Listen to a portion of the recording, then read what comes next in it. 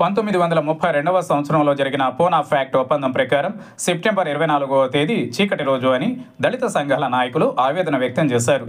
ఏలూరు నగరంలోని ఎన్ఆర్పేట కార్యాలయంలో విలేకరుల సమావేశం జరిగింది. ఈ సందర్భంగా వివిధ దళిత సంఘాల ఆధ్వర్యంలో రౌండ్ టేబుల్ సమావేశం నిర్వహించారు. ముందుగా డాక్టర్ బిఆర్ అంబేద్కర్ విగ్రహానికి పూలమాల వేసి నివాళులు అర్పించారు. అనంతరం జరిగిన విలేకరుల సమావేశంలో ఆల్ ఇండియా దళిత బహుజన యువజన సంఘం జాతీయ కార్యదర్శి మెండం సంతోష్ కుమార్ మాట్లాడుతూ 1932లో జరిగిన సమావేశాన్ని చీకటి రోజుగా అభివర్ణించారు. డాక్టర్ బిఆర్ అంబేద్కర్ చెప్పిన విధంగా ఓటు అనే ఆయుధంతో షెడ్యూల్ కులాల వ్యక్తులను స్వయంగా ఎన్నుకోవడం ద్వారా రాజ్యాధికారం నిలబడుతుందన్నారు.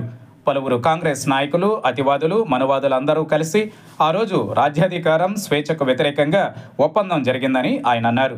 ప్రతి ఒక్కరూ స్వేచ్ఛగా జీవించినప్పుడే రాజ్యాధికారం సఫలం అవుతుందని పలువురు దళిత నాయకులు తమ అభిప్రాయాలను వెల్లడించారు.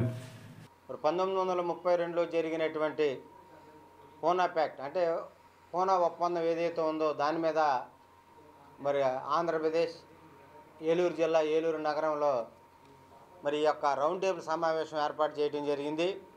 ఈ రౌండ్ టేబుల్ సమావేశంలో అంశం ఏంటంటే మరి భారతదేశంలో ఎస్సీ కులాల రాజ్యాధికార స్వేచ్ఛకు చీకటి రోజు. మరి దీని అంశం మీద ఈరోజు ఈ యొక్క రౌండ్ టేబుల్ సమావేశం ఏర్పాటు చేయడం జరిగింది. మరి చరిత్రలో బాబాసాహెబ్ అంబేద్కర్ సాధించినటువంటి ఏదైతే రాజ్యాధికార హక్కు ఉందో ఆ రాజ్యాధికారాన్ని హక్కుకి మరి అడ్డం పెట్టినటువంటి వ్యక్తి గాంధీ గారు.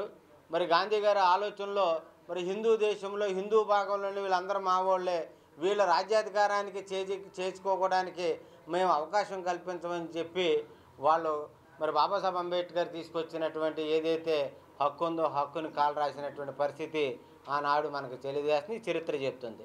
మరి ఇందాక మన వాళ్ళు రౌండ్ టేబుల్ సమావేశంలో మేధావులు మాట్లాడిన విధంగా మరి దీనికి సైమన్ కమిషన్ వేయడం జరిగింది. ఆ సైమన్ కమిషన్ ద్వారా మరి ఏదైతే అప్పుడు ఉన్నటువంటి బ్రిటిష్ ప్రధానులు ఎవరైతే ఉన్నారో మరి కమ్యూనల్ అవార్డు ఇవ్వడం జరిగింది. ఇక లాస్ట్గా రామ్సాయ్ మ్యాక్డొనాల్డ్ ద్వారా మనకి ఈ కమ్యూనల్ అవార్డు రావటం, సపరేట్ ఎలక్ట్రోడ్స్ రావటం.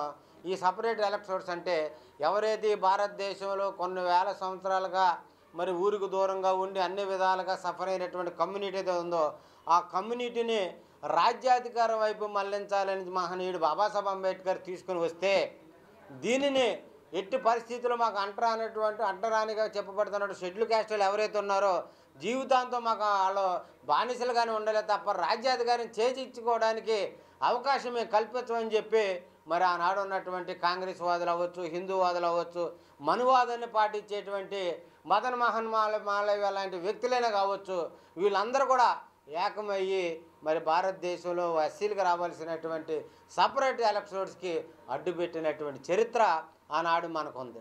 దీన్ని గ్రహించినటువంటి బాబాసాహెబ్ అంబేద్కర్ మరి ఎట్టి పరిస్థితుల్లో దీనికి అడ్డు వేస్తున్నారని చెప్పి ఎట్టి పరిస్థితుల్లో ఆ కమిషన్ని యాక్సెప్ట్ చేశారు, సైమన్ కమిషన్ని. అలాగే కమ్యూనల్ అవార్డుని బ్రిటిష్ ప్రధాని వాళ్ళతో మాట్లాడి ఆ మేధాశక్తి అంతటితో ఉపయోగించి మనకి ఈ హక్కు తీసుకురావడం జరిగింది. కాబట్టి ఇవన్నీ కూడా చరిత్ర తెలుసుకుని మన వాళ్ళందరూ కూడా చైతన్యవంతులై వాస్తవాలను వెలుగులోకి తీసుకురావాల్సిన అవసరం ఉంది. కొన్ని కారణాల వల్ల ఇలా తక్కువ మందితో ఈరోజు ఏర్పాటు చేయడం జరిగింది. భవిష్యత్తులో ఇలాంటి కార్యక్రమంలో వేల సంఖ్యలో ఏర్పాటు చేయడానికి మేము సిద్ధమవుతున్నాం. మరి కాబట్టి అయ్యా రాజకీయ షెడ్యూల్ క్యాస్ట్లో రిజర్వేషన్ అనుభవిస్తున్న రాజకీయ నాయకులారా ఆలోచించండి.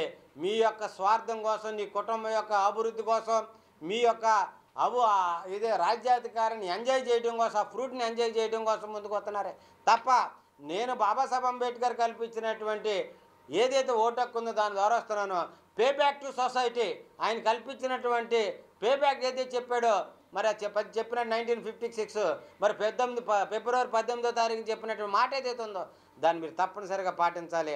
ఆ పాటించినటువంటి ఎంపీలు ఎమ్మెల్యేలు ఎవరైతే ఉన్నారో రాబోయే కాలంలో ఒక నిర్ణయానికి వస్తున్నాం. ఆ నిర్ణయాన్ని కట్టుబడి మీ అంతు చూడడానికి సిద్ధం అవుతున్నామని తెలియజేస్తూ మరి అవకాశం కల్పించిన మన వాళ్ళందరూ ప్రత్యేకమైన ధన్యవాదాలు. సెలవు తీసుకున్నాను. జై భీమ్, జై భారత్.